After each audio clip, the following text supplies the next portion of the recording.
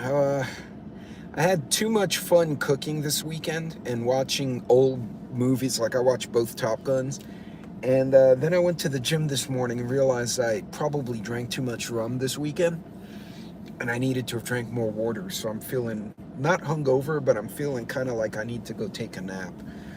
Anyway, I hope everyone's doing well. By now, I think the entire world has beaten this helicopter crash to death. And the Mossad did it, the CIA did it, the Iranians did it to themselves, the Russians shot it down. There's all sorts of conspiracies. I'm not even going to touch that. I'm just going to add to the blaha that goes on the interwebs.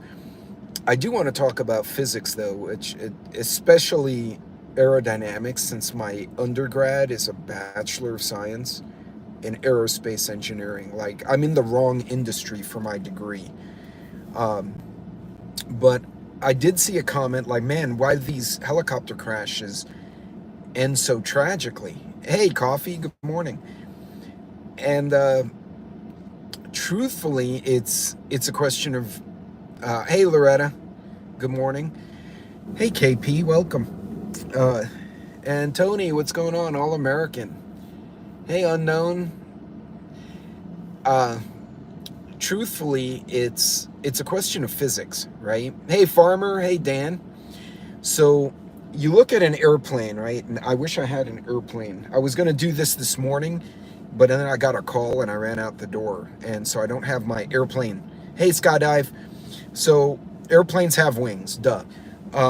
The wing is what gives lift to an aircraft. A lot of people think they don't understand the physics of an aircraft, and they think the engine makes the plane fly like a rocket, like a something that goes into orbit, and that's not correct. Hey, Joe, the wing provides lift, right? All the engine does, whether it's a propeller pulling it or a jet pushing, is make the airplane move forward fast enough so that the air going over the curve of the wing creates lift, which is why when an airplane loses its engine, they can still fly, assuming the pilot has control of the, hey, Watchman and Joe and Daryl, physics stole my lunch money. They can still control the rudders and aileron and whatnot. Um, and the flaps, they can navigate the plane. Basically, an aircraft, even a jetliner that loses its engines, basically becomes a big ass glider, which is why if the pilot has a good place to land and they're a good pilot, they can still drop the landing gear with an emergency hydraulic and try to land in a field or in a highway, which is why sometimes you'll see like these airplanes will have a failure and they come crashing down on a highway and people are like, what the hell were they doing? He was trying to land, or the pilot was trying to land somewhere where the most people would survive, and his hope is the drivers will look up and see this plane about to land on them and will drive away. Um, and that's an airplane's physics, right? That's why the wings are curved. The air moves faster over the top than it does from below, and it creates a pressure differential lift. I'm not going to go into Bernoulli's equation because I actually wrote a white paper on that, and I could go off in the weeds and then everyone will be confused. So I'll just simply say the wings provide lift, and even without power, once the plane is moving, it still has lift, but gravity starts bringing it back down. Helicopters are different, right? You have those rotor blades are the wings, if you will. But when the engine stops, and I'm assuming one of two things happened. Well, you can go down a lot of conspiracy. One, someone says it was blown up, right? Okay, fine. Well, if it was a bomb, they were screwed. Two, they got shot down by somebody. Possible. And again, the aircraft will go to pieces. If it was a mechanical failure or a navigational error, it was going to be one of two things. Either they flew straight up into a mountain, which really blows my mind because you think of all the people in Iran. Iran has money, right? We often in America and Canada, we think of Iran like a third world country. They got money. They can afford a good helicopter from wherever the hell they buy one. I find it hard to believe the damn helicopter the president was in, hey, All-American, did not have a radar, right? So, but pilots make mistakes, right? Air traffic control could make a mistake. Well, Watchman, Stinger or Sam is going to go by radar. The fog's absolutely irrelevant. Most SAMs will operate differently, but to your point, it is unlikely. I don't think it was. You just warned me about cumulus granite clouds. Yeah, cumulus granite clouds. They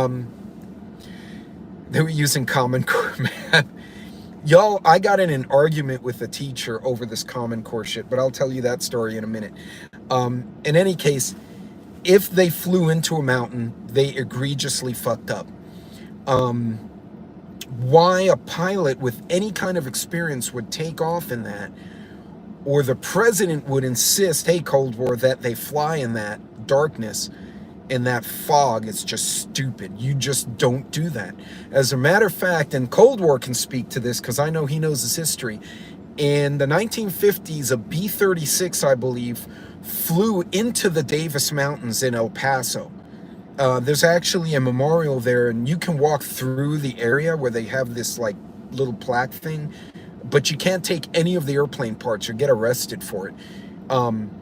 It flew into the Davis Mountains because the air traffic control guy screwed up and told the bomber to descend because the air traffic control thought he was on the left side of the mountain and he was actually on the right side, and they just went whack into the airplane, into the mountain, and that was the end of that. Hey, Jay. It might, but it's not as cool as Chuck Norris's beard because that one has a fist, right? Lack of training. Well, see, that's the other thing, Watchman.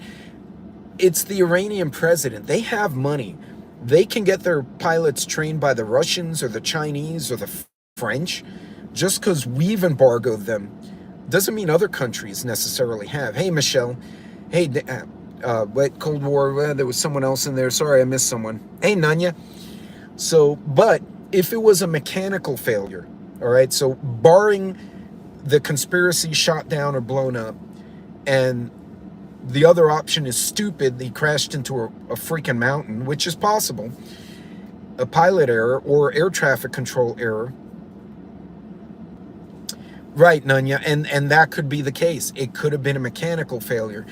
If it was, this is why, hey, Chuck, this is why helicopter crashes like the basketball player a few years ago, they end so badly, is because unlike the aircraft, right, it has the wings, and the width of the wings versus the length is called the aspect ratio. I won't get into that. But essentially, it's Bernoulli's equation. Keeps, as long as the plane has some velocity moving forward, there's lift. Helicopter, when the engine goes out, the blades are not rotating. There's no freaking lift anymore. They cannot glide. The best they can do is auto-rotate. And what auto-rotating essentially is they basically allow the rotors to move freely as the helicopter's falling down. You know those toys you give kids that you pull the string and it sends a little propeller up, and then as it comes down, it kind of coasts? It's supposed to do the same effect. Well, no, yeah, Nanya, it's gravity. Gravity will take over whenever there's no lift or thrust. Gravity immediately wins. And that's very possibly what happened. And when these kind of failures occur in a helicopter, and I know this because I was in a crash in a helicopter, which sucked ass, the helicopter just drops. I mean, have you looked at a helicopter? It's not aerodynamic, right? It's basically an egg with an ass-end tail and a propeller on its head. That's what it is. An egg is not aerodynamic. You take a glider, a toy glider, and throw it, and you throw an egg, the egg's going to hit the ground first, right? So if it was mechanical, they were screwed either way. Because even in the fog, if they didn't have a good helicopter, hey, Tiger, hey, Teresa, even in the fog, if the pilot tried to auto-rotate, he has no idea where the ground is if he didn't have his instruments working right. Yeah, unknown. I was coming from an offshore platform, and we had an engine failure in the Gulf of Mexico. So the pilot, fortunately, was a Marine Corps pilot, a former Marine, and he's like, he stops us in midair, which is not a good sign, right? I mean, literally just, and we're just there. And then he slowly descends. I'm like, oh, we're gonna go in the water. And then he stops, and there were these little like production platforms, and he's just there. And I see the co-pilot pull out this book, and I can look over his shoulder and see transition to single engine flight, because it was one of the bigger choppers. And I'm like, oh shit. Because as an aerospace engineer, I knew exactly what was going on, and I wasn't very happy. And so one of the engines burned up, or was starting to burn out. So they shut it down, they disconnected it. And he said, hey, we're down to one motor, so I'm just gonna fly 50 feet off the deck. And yeah, all the way to the scene of the crash. That's exactly it. He said, if I start losing the second engine, I'm going to pop the pontoons. We're going in the water. So we all put on our freaking life vests, and he made it back to the airport. But instead of landing like a helicopter, bloop like that, he landed like a airplane, but he had skids, not wheels. So that was an experience, because we hit the dirt and it was like, and the fire trucks chased us down the freaking grass and everything. That could have sucked. Fortunately, I'm still here, so that worked out well. I transferred out of that job like 2 months later. I'm like, I'm done, goodbye. But point being, hey Virginia, hey Rebecca, when a helicopter loses its engine, so again, barring shot down or blown up, and barring blatantly flew into a mountain, if they had a mechanical failure in a rugged terrain, they were screwed. There was no way the pilot could do much, because he has no control. It's not an airplane where he could try to bank and use the lift of the wings to kind of find a safer place to land. Basically, when those engines go out, especially those old Russian helicopters, they're just going straight down wherever it is. So even if had he been on like a level surface where he could have tried to auto rotate and land in the dirt, and they might have had some survivability, hitting a rugged terrain like that, it just smushed him across the mountain. Which again is why helicopters now give me heebie-jeebies. Plus the fact that, I crash landed in one and went skidding across the dirt. Yeah, but wait, hold on. Well, Red Dawn, now that the timing is a whole nother conversation.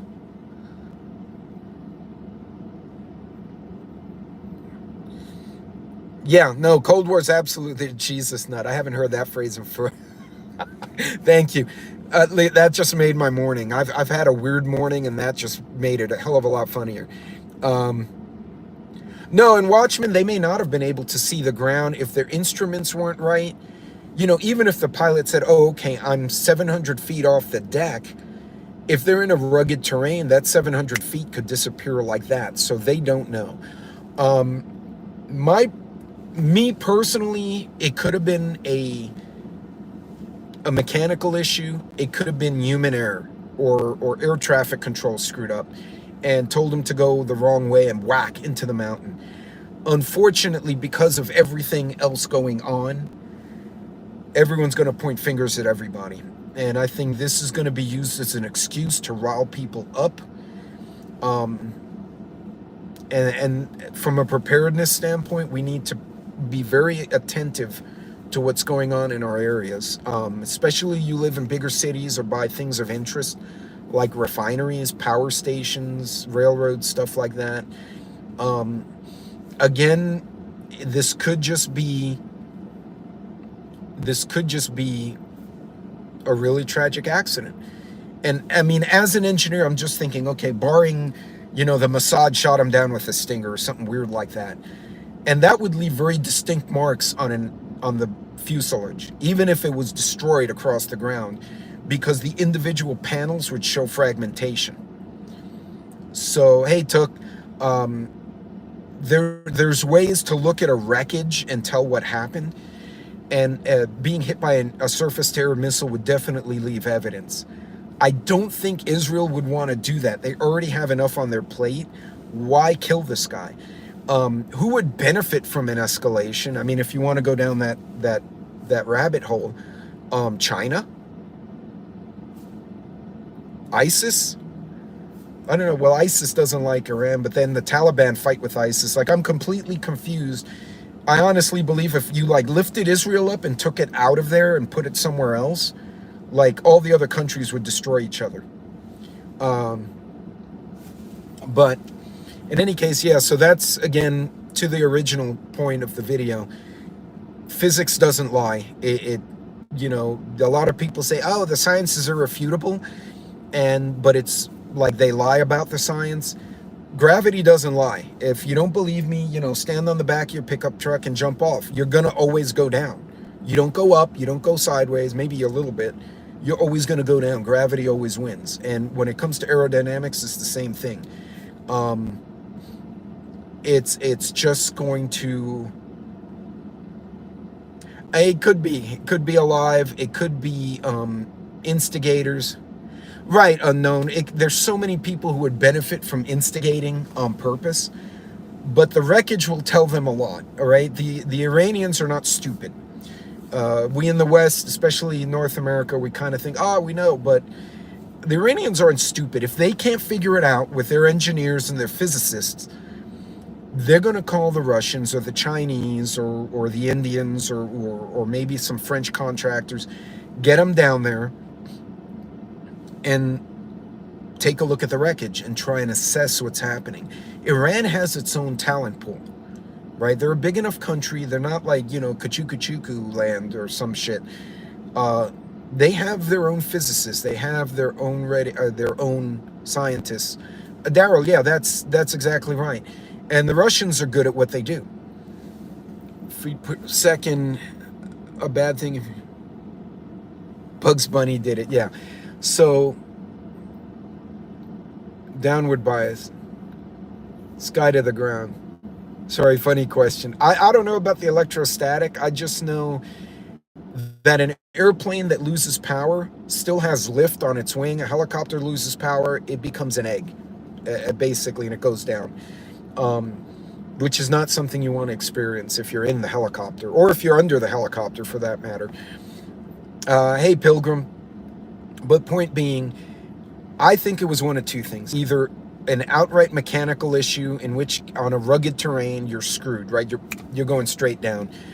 Two, the pilot error in that fog and air traffic control told him the wrong thing and he whacked into a mountain. Could it have been a third party, something deliberate? Definitely. Could it have been a bad player? Possibly. I don't think it makes sense for Israel to have provoked this. That doesn't make any sense to me. Israel has enough on their plate. Maybe Russia wanted to instigate more shit. China wanted to instigate more shit. But the wreckage will tell. If they got shot down by a missile or a bomb, they'll eventually find evidence. Looking at the pictures of the wreckage, it looked like it landed hard and just smushed. It just hit the ground. And again, that becomes physics.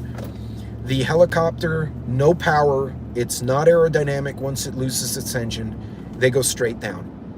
And on rugged terrain, hey Rage, it's gonna pull the machine apart. And especially an older guy like the president, he was not a young man. Even a healthy young individual would probably be catastrophically hurt, if not killed. A couple of old guys in there, the probability is low, and if they hit a mountain at speed, more than likely, you know, you don't have any survivors, which is what ultimately happened. So, hey, people are using their signals today. I'm so excited. How nice. But anyway, folks, I know there's a lot of talk. I just wanted to talk about the physics of it, because a little bit of physics to begin with. From the Israel has already put out a statement saying that was not us. We have our own problem. The chop how this all plays out. But it's good